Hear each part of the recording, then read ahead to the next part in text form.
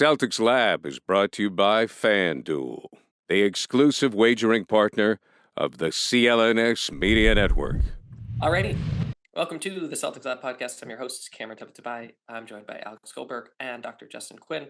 It's round one. It's Celtics Hawks. We've got a lot to discuss, so we're going to hop right into it. And to do all of that, we welcome in Pat Benson from All Hawks at Fan Nation and Sports Illustrated.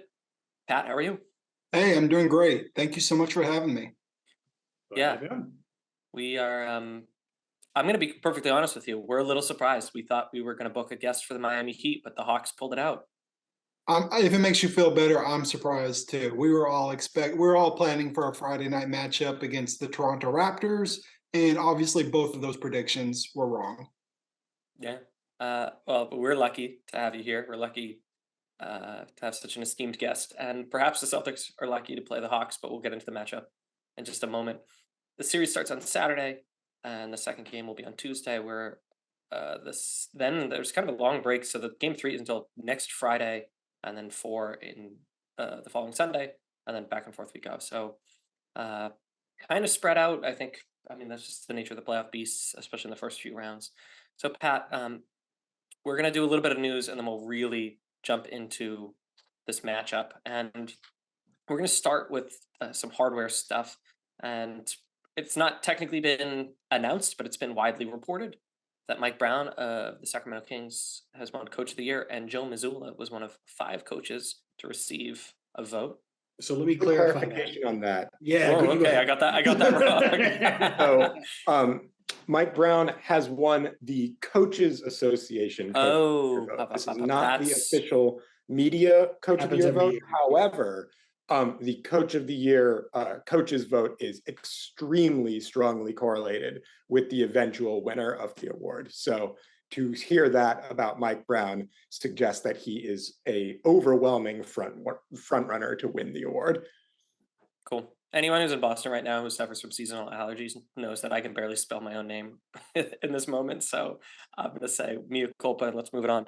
The more important hardware that some people are spending a lot of time kind of mining the internet to see where the votes are as they come in are for Celtics fans, all NBA, vis-a-vis Jalen Brown, and Sixth Man of the Year award, Malcolm Brogdon. Pat, where would you put Jalen Brown, if at all, on your All-NBA teams? Yeah, I think he definitely deserves a spot, probably second or third All-NBA team. Okay, and where would you put Malcolm Brogdon, on or off your Sixth Man of the Year ballot? I haven't really dug too deep into it, nor have I followed Malcolm Brogdon that closely this year, so I'm going to defer to the experts on this one. All right, Alex, Justin, the experts. Any chance that Brogdon doesn't win this?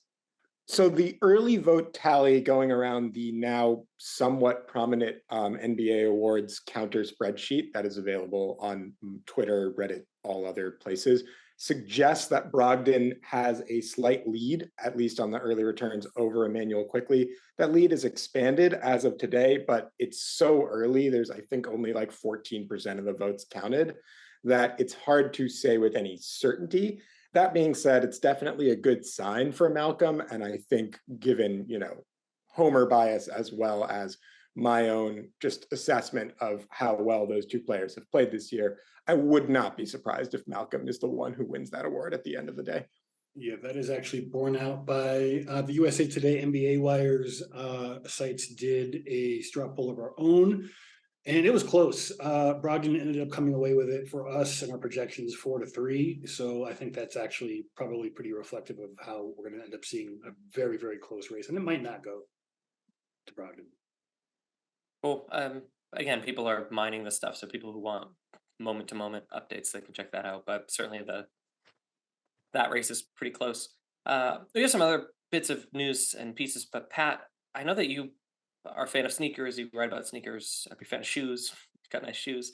What do you think of Jason Tatum's JT1s while we have you here? I think they're a hit. I thought Jordan Brand did a really good job with the first installment of his signature line. Obviously, he's super deserving of his own line. It was funny at first, the denial of those pictures. He was kind of coy about it because anytime an image of an unreleased shoe releases online, it's always an unflattering picture. That's always the case, but it turns out like they look really good, and there's some really exciting colorways coming out. and super deserving player. So I'm definitely going to be picking up a pair. What's your favorite colorway? I'm going to go pink lemonade. Likewise. That's such a good shoe. Yeah, the zoo is ugly. I think I'm that's sorry. It's not good. the consensus fan favorite. No, I think the pink lemonade. I mean, the St. Louis inspired like red, white, and blue ones are pretty nice. I like the zoo ones too. I mean, I think those are hot colors, but the pink lemonade, head and shoulders for me above the rest. Pat, any other shoes out there that you're like particularly jazzed about, just because you're subject matter expert of the sort here? Sticking with Jordan Brand, I really liked Luka Doncic's first shoe. Those had a really great run over the past year. He debuted the second one, the Luka 2, right at the end of the regular season. Obviously, the Mavericks aren't making it to the postseason, so that's the last we're going to see of that really until next year. So, fan of the Jordan Luka 1, looking forward to the Jordan Luka 2. And obviously, the LeBron 20 was great. It was really cool because his line had kind of fallen off in recent years. It was always so chunky and heavy, and they released in a low top model. So I think it all came together. You know, LeBron breaking the all-time scoring record, his Nike line kind of enjoying a resurgence. It just seemed like it was a full circle moment in his career. So I think the LeBron 20 is going to be one that really stands out from his signature line. Cool. Yeah, I can dig that. I like the Jalen ones, but it remains to be seen if they're all-time classic or not. Okay, a few more other things in the way of news. Speaking of merchandise, Celtics are number 3 in merchandise sales in the NBA, and Jason Tatum and Jalen Brown are 3rd and 14th in jersey sales, respectively. Jason's been up there for a while. Number 3 is a pretty impressive number, and the Celtics are always right there. Pat, no Hawks on this list and no Trey Young on the jersey list. What do you think is like the status of Trey Young's stardom in the league and in Atlanta? Just because it's been a tumultuous season. I think he really just suffered from a rough season. Last year, he cracked the top 10 in jersey sales. And then through the All-Star break, I think he was 11th in jersey sales. Mm-hmm. And then obviously his second, back to the shoes, his second signature shoe really fell off. It was clunky and bulky and had no lifestyle appeal. And more than anything, it's just that he had a rough season. I think all of that can be made up for if you're producing on the court at the level we expect. But obviously, his shooting just wasn't the same this year. In Atlanta, we were all expecting off-ball Trey. We saw him training with Stephen Curry during the summer, bring in DeJounte Murray. We thought this was going to be the second phase and unlock off-ball Trey. That never happened. And not only did it not happen, but his shooting dipped as well. The Hawks won fewer games this year than they did last year. So I think it just all kind of folds in together into performance. Yeah, I think that's a good read. I mean, it's also the big markets kind of tip the scales here. Jordan Poole is 15th in jersey sales, so there's also just a bit of math going on here. For sure. Do you have a favorite all-time Hawks jersey in your closet? I really like the MLK jerseys. I think those are by far the favorite among Hawks fans because they also again coincided with that magical 21 Eastern Conference Finals run. But really, I spoke with, and he's really active on Twitter. Y'all probably know him, Tom O'Grady. He designed all those iconic NBA jerseys of the 90s. And I asked him what was up with Atlanta changing uniforms so frequently. And he just said it's a franchise in constant identity crisis. So every few years, pretty radical shakeup of the uniforms, can't ever seem to get it right. And so I don't know. Just not everybody's going to be as lucky as the Celtics or as the Lakers and just strike gold from the beginning. So Hawks, I think, have a distinction of having some of the best uniforms ever produced on an NBA court and also some of the worst uniforms ever produced on an NBA court. It's kind of a fascinating split. And I think it's kind of representative of like the volatility of the Hawks franchise, where it feels like they're always up and they're always down, and there's not a whole lot of in between. Feast or famine, which ones do you like? I love the OG Dominique Wilkins Hawks jerseys. I just think those are such an iconic, classic look. And the, later days, like just after Al Horford left Hawks jerseys, the I don't know how to describe it, like granite gray highlighter yellow block letters jerseys. I mean, no. That was one of the worst jersey experiences I've ever witnessed in my life. Those are polarizing. Yeah. Nothing will ever top the Dallas Mavericks trash bag jerseys, though. Those were utterly unbelievable. They were so ugly. And then the Wizards, the gold and black, the Gilbert Yeah. Arenas Wizards, those were pretty rough. Those were tough. The Wizards joined the Hawks and having never really gotten it right, I think. It's a Southeast Division thing. Like, I don't know, a lot of teams have like moved Hornets around. nail it, Big though. teams. But Yeah. they did move too, though, so fair point. I just think the classic Hawks unis are doing Yeah, it right. the Like, Pac-Man just ones, rock they're with great. those. Alex, actually, I want to ask you. So, Pat, you're in Chattanooga. Alex, you spent a part of your youth in Nashville. Mhm. Are people in Nashville like, who are they de facto NBA fans of, or is that not a thing? In Nashville, college is way bigger than the NBA by and large. For those who are NBA fans, there's a mix of Hawks and Grizzlies support. I think Interesting. when I was there, the Grizzlies were not super good, so they definitely were going through kind of a lull. But I would imagine now that the Grizzlies are probably the most popular team. Without a doubt. So, a quick geography lesson. Chattanooga, for people who aren't familiar with Tennessee, Chattanooga is like an hour and a half, 2 hours tops from Atlanta. It's a solid 6 hours from Memphis. It's all Grizzlies fans around here. You'll see Grizzlies jerseys, Grizzlies billboards. Just a few weeks ago, John Moran, they came into town.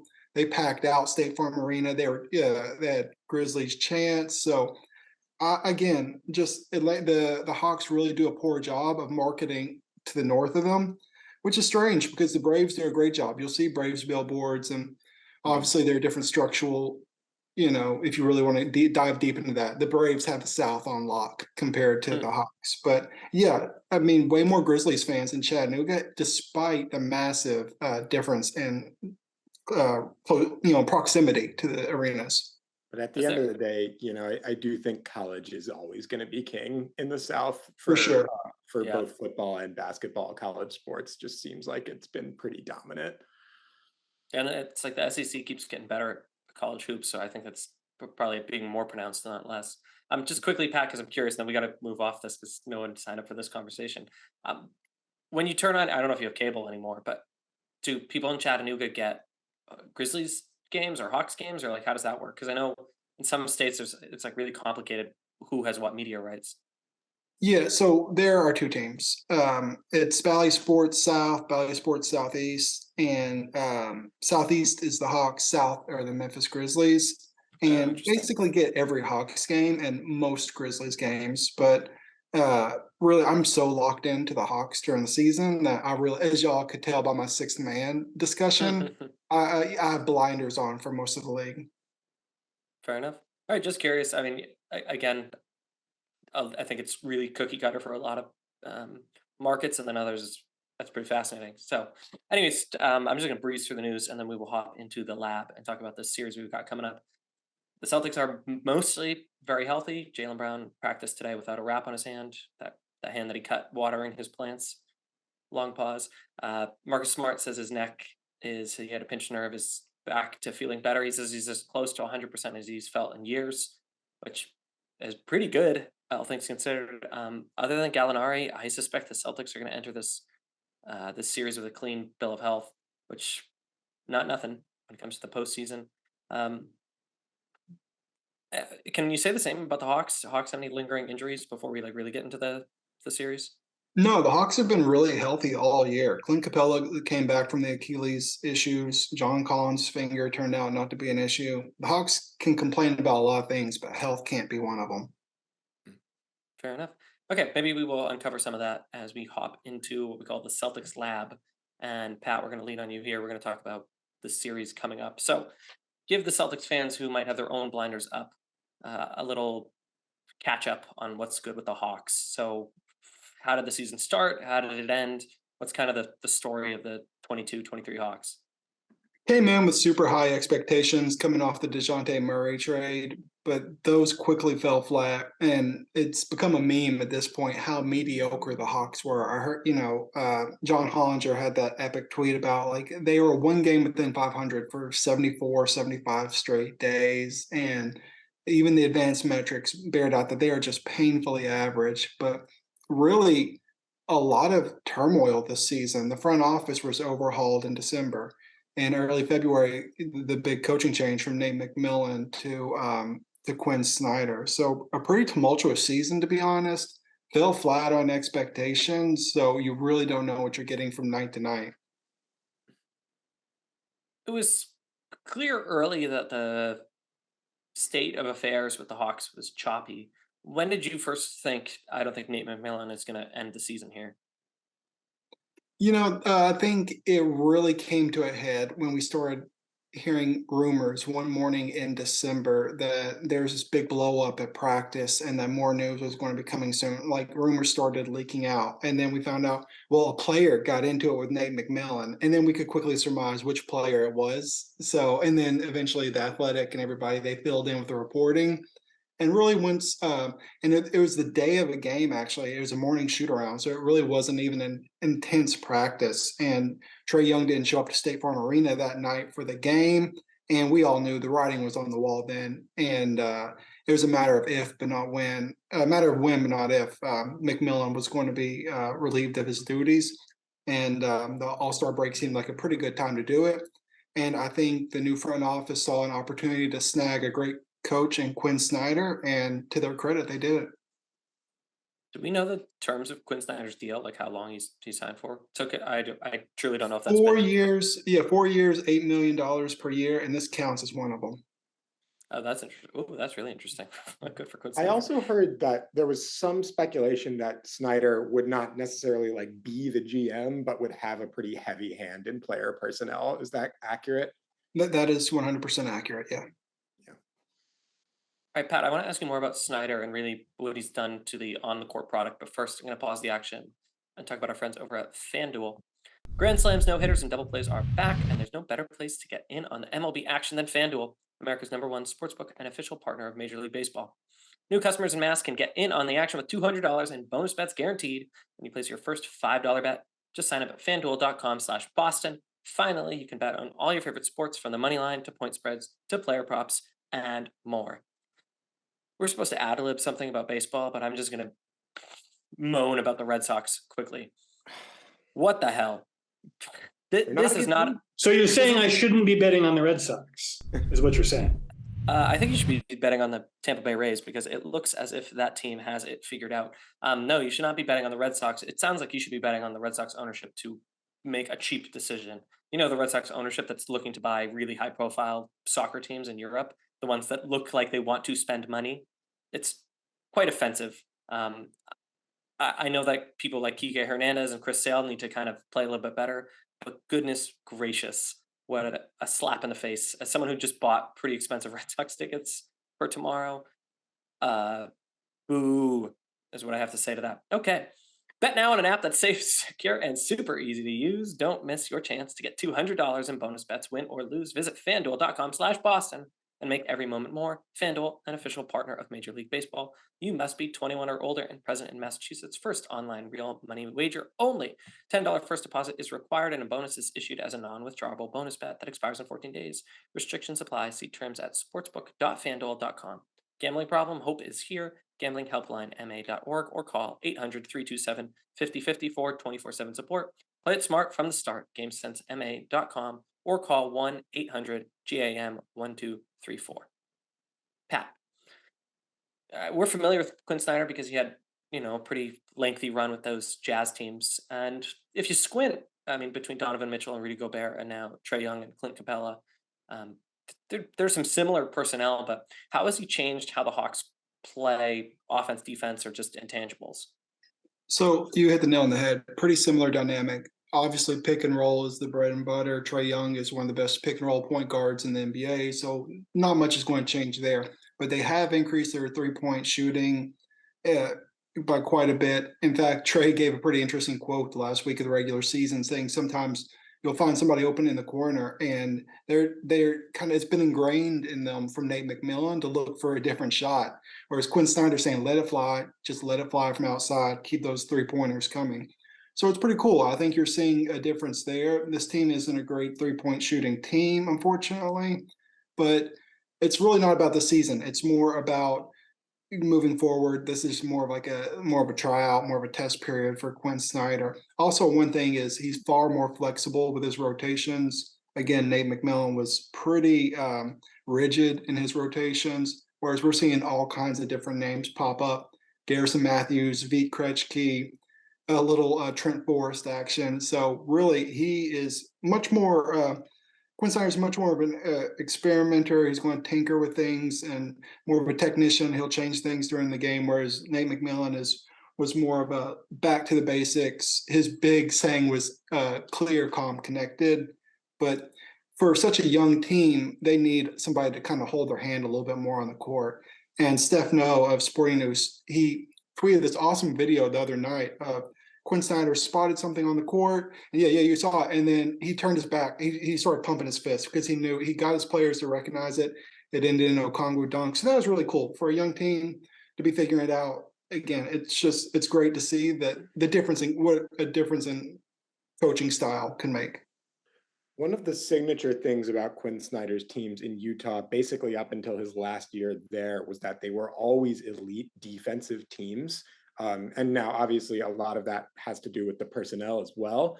But I'm curious, have you seen a defensive improvement under Snyder, even with the Hawks maybe not having the personnel that's necessarily equipped to be an elite defensive team? That's a great question because no, they've gotten worse under Snyder defensively. Offense has gotten better, defense has gotten worse, and it's been a large enough sample size now to see what's going on. So again, a lot of that could change this summer, but right now they're worse defensively than they were back in February, and they're hanging their hat on their defense through the first half of the season. So pretty radical change. Speaking of kind of how the Hawks are playing right now, one of the big things that got them over the hump against Miami was just like an unbelievable interior presence, specifically with Clint Capella on the offensive glass. I know it seemed like that was a point of emphasis against Miami. Is that a point of emphasis for this Hawks team writ large, or was that a one-time dealio? I mean, Clint Capella's done really well this season. He's battled back from that Achilles issue, which I mentioned earlier. He's really been the unsung hero of the season, to be honest, 11 boards per game. He's not quite at that 2021 level where he led the league in rebounds. But yeah, Capella's been the unsung hero. And Atlanta has the luxury of having a great backup center and Onyeka Okongwu, who would start for many NBA teams. So yeah, for sure, rebounding is a huge point of emphasis for this team. I also think they are a good pairing because they can give you different looks in how they defend. You're not going to see Clint Capella out near the perimeter at all, but at least you can put Onyeka out there and have some success. For sure. Definitely, they complement each other well defensively, and that they both play well and pair well with Trey, most importantly.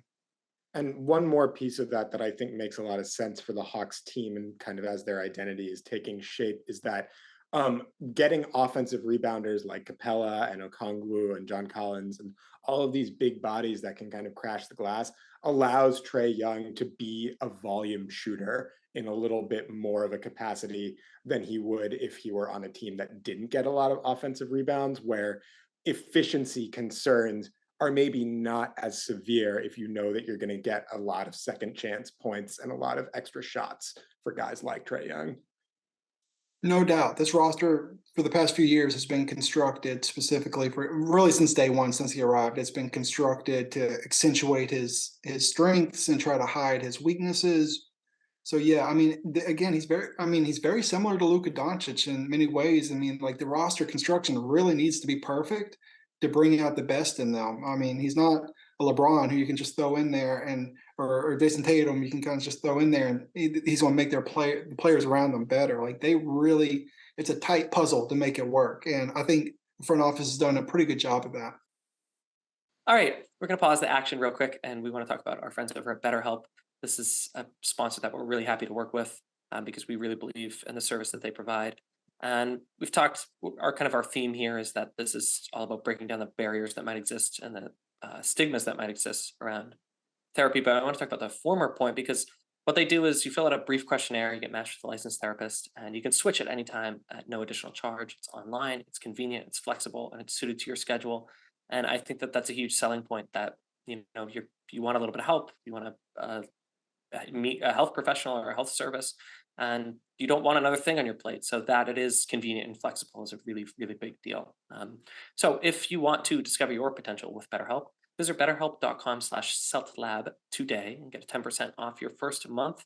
That's BetterHelp, HELP.com/celtlab. All right, back to our conversation with Pat Benson. Okay, Pat. Game one starts 3:30 on Saturday.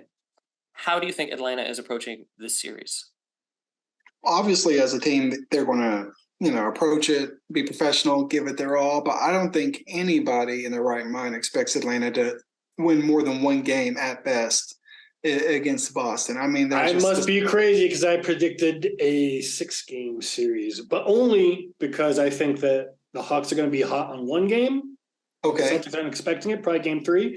Okay. And maybe this is probably the most likely scenario where it happens, where we all think what you just said. Yeah. But I don't fault you this because, like you said, you've had blinders on the whole season. The Celtics have had this terrible habit of not taking teams that they are supposed to be easily seriously. So I'm still worried about that. If they prove me wrong, I'll be excited, elated, but I need to see it first. Well, hopefully you're right. They did sweep the series against Atlanta, 3-0, and then the Easter Sunday game. Obviously, both teams set out all their players, but still, Peyton Pritchard was handing out buckets, and Boston's just the superior team. And of course, Atlanta's going to take a professional approach to it. But honestly, they're probably booking their Cancun reservations as we speak. Wow, the candor, yeah, I love it.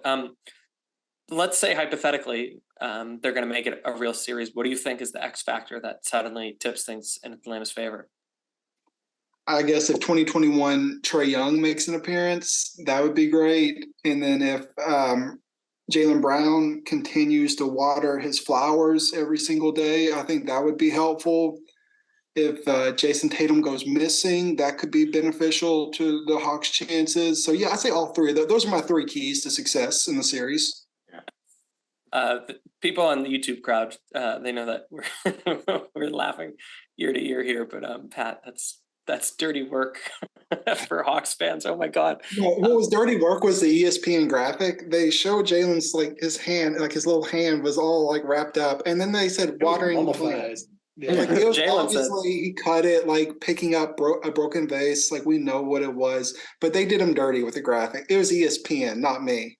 Jalen, if you ever listen to the Celtics Lab podcast, my brother, I have this great technology for you. It's a crazy thing. It's called a broom. Please consider using it for future glass picking up endeavors. Or they make good things out of plastic these days. That's great, Pat. Pat, this is a little off script, but when Jalen Brown's name pops up in trade rumors, which we think unfairly happens a lot, he is tied to Atlanta. He's an Atlanta kid. Let's not give too much credence to those going anywhere. But do people in Atlanta want the Hawks to make a move for Jalen Brown? What's the Atlanta point of view on that? Oh my God, yes. Jalen Brown is beloved in Atlanta. He polls higher than Outkast in Atlanta. If you want to get some engagement on a tweet, and I might do it as a social experiment during the series, just say, wow, this Jalen Brown performance, he's really trying to get on the Hawks or something. And the tweet's going to do numbers. People love Jalen Brown. They really think he's going to end up back in Atlanta. Not sure how it's going to work, especially with DeJounte Murray here. So that would be quite tricky. But, yeah, people are convinced that he will end up playing for the Hawks eventually. He's that highly thought of down here. Well, if we do find ourselves in some crazy upside-down land where Jalen does not accept the supermax that he's going to get as a forward, you could give us DeJounte for him. I would be okay with that. I would not be okay with that. Jalen Brown, you are going to be a Celtic for at least the next 5 years, my guy. Please. I'm only saying in this upside-down world, Alex. Don't get it twisted. Oh, are y'all sure that he wants to stay in Boston? We've been debating this so much that will probably make your ears bleed if we really get into it. So we don't know. I think he's going to want to team up with Kyrie Irving this summer. Pat, we should never have invited you on this podcast. That would be upsetting. Honestly, well, to your point, I do think that Jalen's a community-oriented guy, and perhaps he would be happier back home or somewhere else. But the amount of money that Boston will be able to offer him with this All-NBA extension that Justin's alluding to, that's a lot of money to turn down to water your plants elsewhere. I don't know. But If it does happen, though, you get more players back in return, which is not a bad thing. I am not in any way suggesting I want this to happen. I'm just damage control. Yeah, the official stance of the Celtics Lab podcast is the Celtics should not trade Jalen Brown, but Jalen Brown should make his own decisions because he's, an empowered adult. The Boston media mafia has spoken. Yeah, that's us. We really pulled the strings. We actually, the guys on the radio, those are false flags that we've planted just to. Yeah. Ryan Russillo, Bill Simmons, they're just pulling. You're the Godfather pulling. Yeah, gotcha. Yeah, I see. Pat gets it. All right. Well, let's end on that note. That's a wonderful note to end on. Let's end on one last note. Pat, official prediction for the series. Yeah, I'll say Celtics in 5. Alex? I think it's going to be Celtics in 4, to be honest. Celtics in 3. Yeah. So I think Celtics I think Celtics in 6. I think that magical Hawks team is still there. I think Quin Snyder is a very good coach. I think the Celtics are demonstrably the better team, but I think that they can blow one game and the Hawks can win one game. So it will not actually be a series, but I wouldn't be surprised if it's tied 2-2 this time next Sunday.